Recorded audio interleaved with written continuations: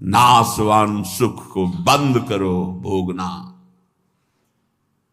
अलम विषय वार्तया नरक कोटि बीभत्सया, बंद करो ये विषय वार्ता का चिंतन कथन श्रवण, ये कोटि नरकों जैसा भय प्रदान करने वाला है। अभी तुम्हें समझ में नहीं आ रहा। ये विषय चित्र देखना, विषय चिंतन करना, विषय क्रियाएं करना बहुत करोड़ों जन्मों में किया है। थोड़ा संयम में हो जाओ। मानव जीवन की दिव्यता, आनंद की दिव्यता, उसका अनुभव करो, परमात्म तत्व का अनुभव करो, नहीं पछताओगे। यहां से कुछ नहीं जाना। कह रहे हैं अलम छई सुखा प्रदैर युवती पुत्रादिकैर। ये बहुत बड़ा आकर्षण है हर हृदय में काम का। विपरीत शरीरों को भोगने की प्रबल इच्छा, यही हमारी दुर्गति कराती चली आई है। इसी का आकर्षण रोकना है। यदि हृदय में ये आकर्षण बना रहा, काम सुख के भोग के लिए विपरीत शरीरों के आकर्षण, शरीरों को भोग करके आनंद की अनुभूति करने की इच्छा, ये दुर्गति करा देती है। दुर्गति ये ऐसा दलदल है, इस दलदल में प्रथम बार जब से उतरे आज तक नहीं निकल पाए। धसता ही चला गया जो इस काम भोग रूपी दलदल में गिरा। इसलिए कह रहे अलम क्षयम सुख, नाशवान चिंता शोक प्रदान करने वाले इस सुखाकर्षण से बचो। जो शरीराकर्षण, इससे बचो, नष्ट हो जाओगे। तुम्हारे जीवनी शक्ति एक सीमित है। अभी यौवन अवस्था है, नष्ट कर लो, फिर किसी काम के नहीं रहोगे। ना भगवत चिंतन, ना शरीर चिंतन का रह जाएगा। केवल शोक चिंतन, चिंता, भय और केवल नाना प्रकार की भयावह कल्पनाएं। बस संयम से नहीं चलोगे, धर्म से नहीं चलोगे तो कोई सुख तुम्हें कभी सुख प्रदान ही नहीं कर पाएगा। धर्मात्मा पुरुष धर्म पूर्वक जब सुख का सेवन करता है तो सुख उसे विरति प्रदान करता है, वैराग्य प्रदान करता है, फिर वो अनुराग के मार्ग में चल पाता है। इसलिए कह रहे कि क्षयम नाशवान सुख है, अक्षय परमात्म सुख की तरफ बढ़ने के लिए तुम्हें मानव देह मिला था। लेकिन प्रदैर युवती, मुस्कुराहट, रूपाशक्ति, मृदु भाषण, नाना प्रकार की विलासिता, इसने तुम्हारे मन का अपहरण कर लिया है। बचाओ अपने मन को और मनमोहन की तरफ लगाओ, प्रभु की तरफ लगाओ। मान लो इन महापुरुषों की बात, आज तक कभी कोई तृप्त नहीं हुआ। कोई भी शरीर भोगों से अतृप्त होकर ही मरा और अगले जन्म फिर उन्हीं भोगों में लगा। बहुत सावधान।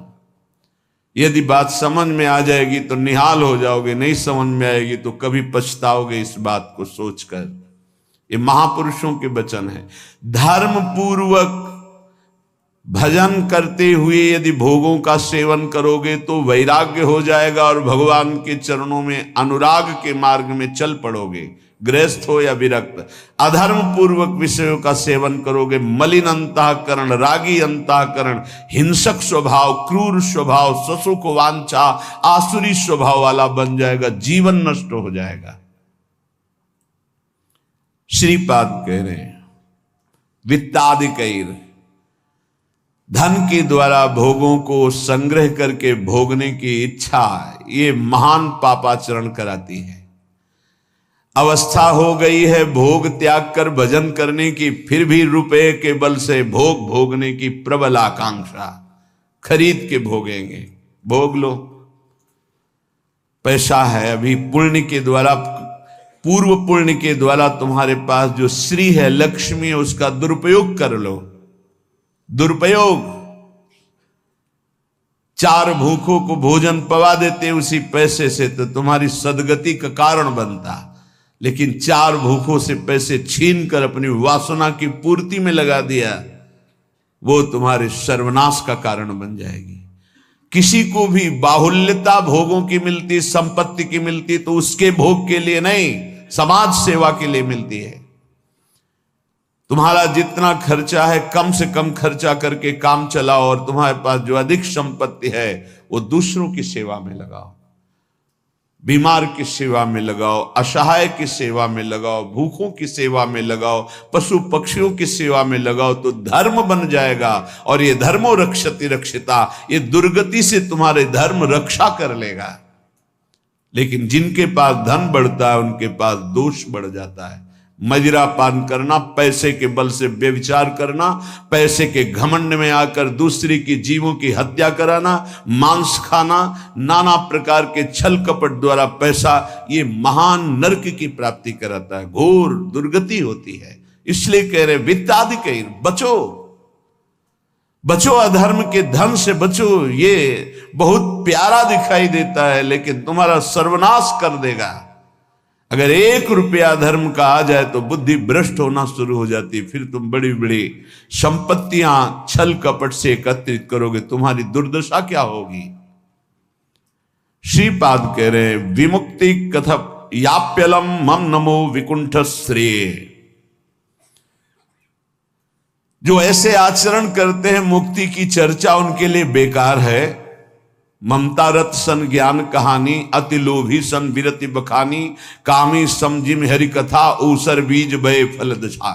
जैसे ऊसर भूमि में बीज फेंक दो बेकार चला जाएगा, ऐसे कामी पुरुष से भगवान के अनुराग की बात करो, ममता रत से ज्ञान की बातें करो, लोभी से वैराग्य की बातें करो, बोले सब बेकार हो जाती है। इसलिए बेकार हो जाती है कि उनके हृदय में इतनी मलिनता है को समझ ही नहीं पाएंगे।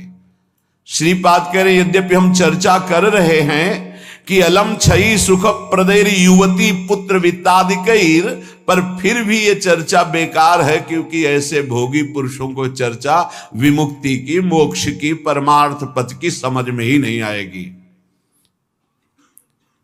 फिर भी हमारी प्रार्थना है कि आप समझने की चेष्टा करें। ये तुम्हारी संपत्ति, ऐश्वर्य, पुत्र, वित्त, स्त्री, परिवार, संबंधी, ये सब एक दिन तुम्हें छोड़ देंगे। तुम्हें अकेला यहां से जाना होगा। तुम्हारे पाप कमाए हुए और पुण्य कमाए हुए वही दोनों साथ जाएंगे। और यदि भजन कर लिया तो पाप पुण्य दोनों को विध्वंस करके वो भगवत प्राप्ति करा देंगे। शुभ अशुभ दुर्ग विध्वंस बल तब जयति जयति जग उच्चरे। जो श्रीधाम वृंदावन के प्रेम का पिपासु हो, वैकुंठ के भी वैभव की तरफ आंख उठा के नहीं देखता। कथयाप्यलम मम नमो विकुंठ श्रेय, नमस्कार है वैकुंठ को, लेकिन मुझे उसके श्रेय, उसके वैभव से कोई मतलब नहीं। परम तु ही भवे भवे भवतु वार्षभाण्यथ, वृषभानु की पुत्री श्री लाडली जू किशोरी जू, परंतु मेरा मन श्री किशोरी जू के चरणारविंद में, जहां ब्रजेंद्र नंदन श्री लाल जो महाराज मुकुट झुकाए हुए हैं, रसघन मोहन मूर्तिम विचित्र केलि महोत्सवोल्लसितम, राधा चरण विलोडित रुचिर शिखंडम हरिम वंदे। मैं श्री किशोरी जू महारानी जू के चरणों की उपासना करता हूं, जिनके चरणों में ब्रजेंद्र नंदन मोर मुकुटधारी स्वयं लाल जू महाराज सर झुकाए हुए हैं। वही वृंदावन मेरा जन्म जन्म की आकांक्षा है, वही मेरा सर्वस्व वृंदावन है, जहां मेरी प्यारी जू और प्यारे जू विराजमान हैं। मुझे नहीं चाहिए वैकुंठ न वैकुंठ का वैभव। अब भी समय है। उपासक यदि आर्त भाव से भगवान से प्रार्थना करे तो प्रार्थना से बहुत जल्दी परिवर्तन होता है। भगवान सत हैं, चिदानंद हैं, प्रेमानंद हैं, करुणामय हैं, और एक भगवान का नाम है भक्ता अनुग्रह कारिणो।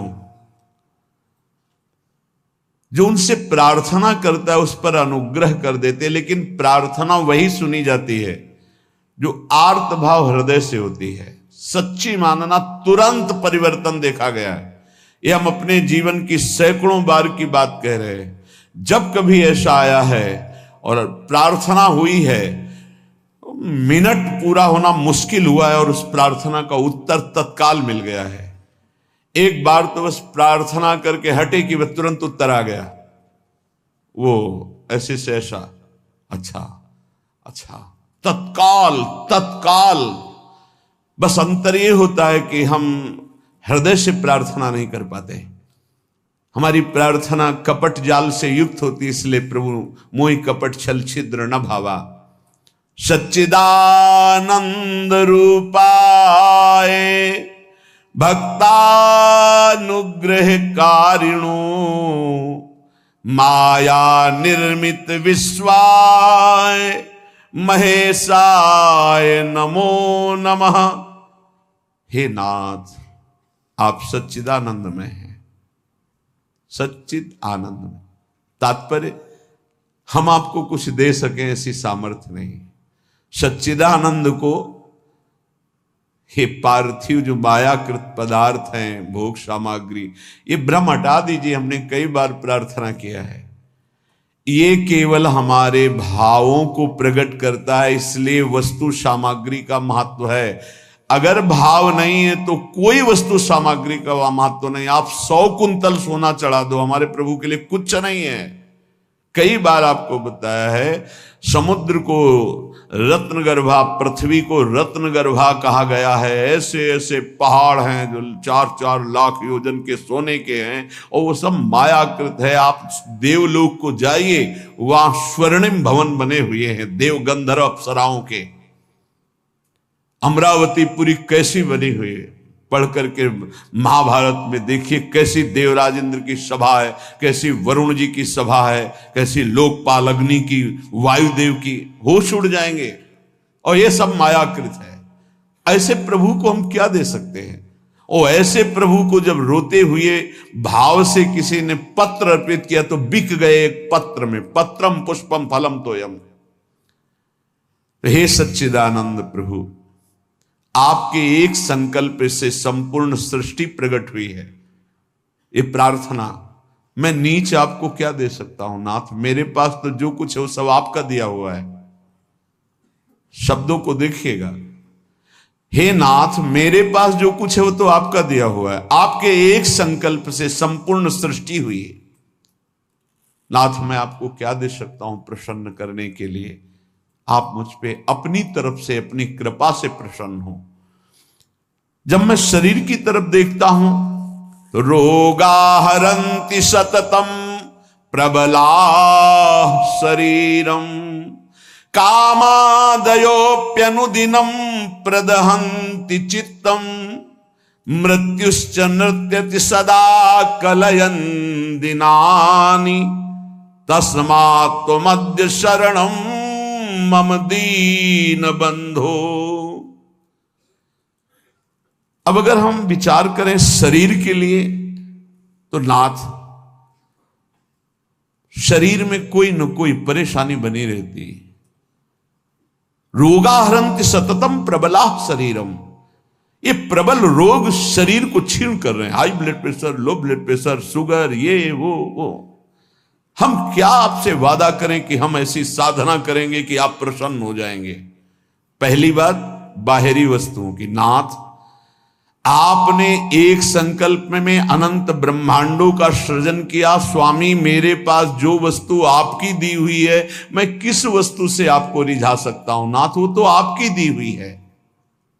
रही शरीर की बात, तो रोगाहरन्ति सततम प्रबला शरीरम, प्रबल रोग हमारे शरीर की शक्ति को छीण कर रहे हैं। अंदर आए सूक्ष्म शरीर, तो कामादयोप्यनुदिनम प्रदहन्ति चित्तम, ये काम क्रोध लोभ मोह मद मत्सर इतना गंदा किए हैं अंदर की, हम कैसे आपको कहें कि हम अंदर से आपका ध्यान धर पाएंगे? कभी काम अपना प्रभाव दिखाता है, कभी क्रोध अपना प्रभाव, कभी लोभ, कभी मोह, कभी अहंकार, कभी ईर्ष्या। नाथ, बड़ा गंदा हृदय है। और पूरे जीवन की तरफ देखें, वादा करें कि आज संकल्प लेते हैं कि 5 वर्ष हम ऐसा करेंगे, तो 5 मिनट का भरोसा नहीं। मृत्युश्च नृत्यति सदा कलयन् दिनानि, नाच रही मृत्यु सिर पर, पता नहीं प्रभु कब हमारे शरीर का अंत हो जाए। इसलिए नाथ, मैं आज प्रार्थना करता हूं कि मेरे पास आपको प्रसन्न करने के लिए कुछ नहीं है। आपकी दी हुई भोग सामग्री और ये शरीर रोगों का घर, मन विकारों के द्वारा अपवित्र, और प्रभु पूरा जीवन मृत्यु के हवाले। किस समय मेरी मृत्यु हो जाए मुझे भरोसा नहीं, पता नहीं। नाथ तस्मात् त्वमद्य शरणम मम दीन बंधु। हे दीन बंधु, अब एक ही उपाय, मैं आपकी शरण में हूं। आप मुझे अपने चरणों की शरण में रख लीजिए। हे प्रभु, वे देहो विनश्यति सदा परिणामशीलस्, चित्तम च खिद्यति सदा विषयानुरागी, बुद्धि सदा हि रमते विषयेषु नान्तस्, तस्मात् त्वमद्य शरणम मम दीन बंधु। बहुत सुंदर। नाथ, ये शरीर का प्रतिपल परिवर्तन हो रहा है। कभी घुटने के बल था, फिर किशोर अवस्था आई, फिर जवानी आई, फिर धीरे धीरे ढल रहा है। ये नाशवान शरीर नाश की तरफ जा रहा है और प्रभु मन प्रतिपल भोगों में लगा हुआ है। हमारा चित्त प्रतिपल भोगों में लगा हुआ है। ईमानदारी की बात देख लो, ये खाऊंगा, ये पीऊंगा, ये देखूंगा, ये भोगूंगा, ये भोगा, अब ये भोगूंगा, ऐसी ही गणित चलती रहती है अंदर। और मेरी बुद्धि बस एक ही बात, इस विषय को भोगने में ये सुख है निश्चय करती है, विषयों में सुख है। मारा गया प्रभु, मारा गया। कुछ भी ऐसा नहीं है जिस पर मैं टिक सकूं। शरीर टिक नहीं रहा क्योंकि नाशवान प्रतिक्षण नाश की तरफ जा रहा। मन प्रतिक्षण भोगों का चिंतन कर रहा। बुद्धि यही निश्चय करा रही कि भोगों में, रुपया में, घर में, मकान में, स्त्री में, पुत्र में, शरीर में, इन्हीं में सुख है। नाथ, कभी मैं आत्मा राम नहीं बन सका, अर्थात अपने स्वरूप को नहीं जाना कि मैं कौन हूं। इसलिए दीन बंधु, अब आपकी शरण में हूं, बचा लीजिए मुझे। हे नाथ, मैं आपकी शरण में हूं। आयुर्विनश्यति यथा मघटस्तथोयम्, विद्युत प्रभेव चपलाबत यौवनश्री, वृद्धा प्रधावति यथा मृगराज पत्नी, तस्मात् त्वमद्य शरणम मम दीन बंधु।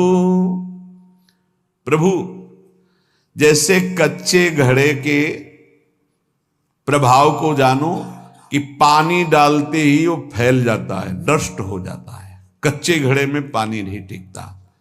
नाथ, इस तरह मेरा शरीर है, कच्चे घड़े की तरह, पता नहीं कब फूट जाए। जैसे पानी का बुलबुला बढ़िया दिखाई दे रहा है, लेकिन किस क्षण फूट जाए उसका भरोसा नहीं। बिल्कुल ऐसे ही विद्युत प्रभेव चपला बत यौवनश्री, ये जवानी, ये वैभव बिजली की तरह है। इसको भी देखा, बहुत चंद दिनों में नष्ट होते देखा। ये जो श्री अर्थात लक्ष्मी है, चपला है, इसे चंचला कहा गया है। ये किसी एक जेब में बराबर नहीं टिकेगी। वही रुपया लाखों लोग कह चुके हैं कि मेरा है और लाखों कहेंगे मेरा है, वो बदलता चला जाएगा, चपला है। आयुर्विनश्यति यथा मघटस्थ तोयम, विद्युत प्रभेव चपला बत यौवनश्री। ये जवानी, ये रुपया, ये भोग सामग्री, ये वाहवाही किसी की ब्याही हुई नहीं है। आज जवान हो, कल तुम्हारी दुर्दशा हो जाएगी। आज धनी हो, कल मांग करके तुम्हें खाने की भी हिम्मत नहीं रहेगी, ऐसी स्थिति आ जाएगी। बहुत होश में। वृद्धा प्रधावती यथा मृगराज पत्नी,